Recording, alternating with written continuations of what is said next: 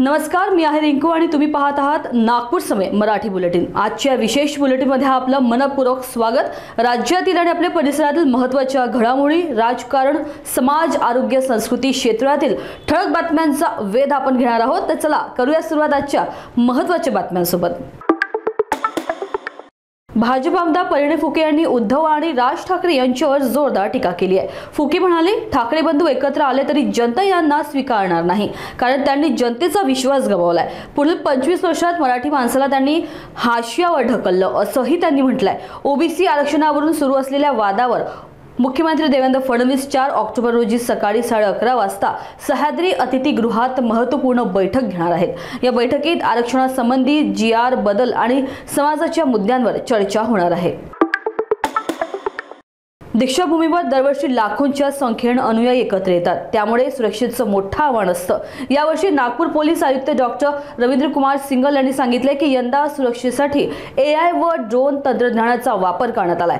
DCP Rishikesh Reddy यांच्या नेतृत्वात 100हून अधिक CCTV कॅमेरे AI सिस्टमला जोडले गेले असून ते सिम्बा डेटाबेसशी एकत्र करण्यात आले आहेत। या तंत्रज्ञानामुळे गुन्हेगारांची ओळख, संशयित हालचाली, बॅनर्स, गर्दीचं मॉनिटरिंग रिअल टाइम मध्ये शक्य होत आहे। ड्रोनद्वारे आकाशातून नजर ठेवण्यात येत असून गरज लागल्यास तात्काळ फोर्सची तैनातीही शक्य होत आहे। दिल्लीतील प्रसिद्ध लवकुश रामलीला मंचावर यंदा विजयदशमीच्या दिवशी एक खास क्षण पाहायला मिळाला। बॉलिवूड अभिनेता बॉबी देओल यांनी प्रभू रामचंद्राच्या भूमिकेत दाखल होत रावण वधासाठी बाण सोडला। लाल किल्ल्याच्या मैदानात हजारो प्रेक्षकांनी ही सत्याच्या विजयाची झलक अनुभवली आहे। बॉबी देओल सोबत अभिनेता निखिल द्विवेदी सुद्धा मंचावर उपस्थित होते। 30 वर्षाच्या चित्रपट करिअर नंतर बॉबी देओल यांनी ह्या आध्यात्मिक अनुभव घेतलाय। रामलीला समितीच्या निमंत्रणावरून ते खास या भव्य कार्यक्रमासाठी दिल्लीला आले होते।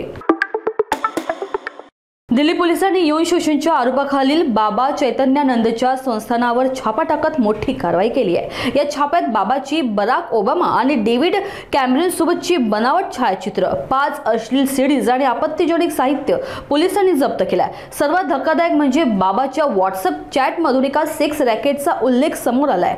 या चॅटमध्ये बाबा एका दुबईतील शेखसाठी पार्टनर शोधत असल्याचा संवाद उघड झालाय। या सर्व पुराव्यांच्या आधारे पोलिसांकडून सखोल तपास सुरू आहे। महाराष्ट्र नवनिर्माण सेनेचे अध्यक्ष राज ठाकरे यांनी यंदाचा दसरा सण आपल्या लहान नातवंडांसोबत साजरा केलाय। शिवतीर्थावर पारंपरिक वातावरणात एका कुटुंब प्रमुख, एक आजोबा म्हणून राज ठाकरे भावनिक आणि आत्मीयतेने भरलेले दिसले। दसरा मेळाव्याच्या अखेरीस त्यांनी आपल्या नातवाला प्रेमाने आलिंगन देत कपाळावर मिठीचा शाही उमटवला। हा क्षण संपूर्ण महाराष्ट्रात चर्चेचा विषय ठरला आहे। राजकारणाच्या पलीकडे जाऊन एक भावनिक नातं आणि मराठी संस्कृतीचं दर्शन या प्रसंगातून घडलंय।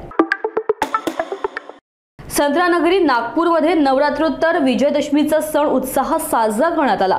रेशीमबाग मैदानात पंजाब सेवा समितीच्या वतीने भव्य रावण दहन कार्यक्रम यशस्वीपणे पार पडला। समितीच्या आयोजकांनी सांगितलंय की गेल्या 50 वर्षांपासून हा सोहळा पारंपरिक पद्धतीने साजरा केला जातोय।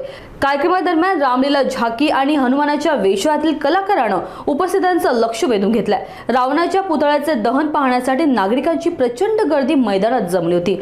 या प्रकारचे उत्सव शहरातील श्रद्धा, संस्कृती आणि परंपरेला नवा उजाळा देणारे ठरतात। तर आजच्या मराठी बुलेटिनमध्ये इतकंच। महाराष्ट्रातील प्रत्येक महत्त्वाची आणि विश्वसनीय बातमी सर्वात आधी जाणून घेण्यासाठी जुळलेले रहा नागपूर समयसोबत। जागरूक रहा, कारण इथेच मिळतात सर्वात अचूक बातम्या सर्वात योग्य वेळी। आपली आणि आपल्या कुटुंबाची काळजी घ्या। पुन्हा भेटूया लवकरच। नमस्कार।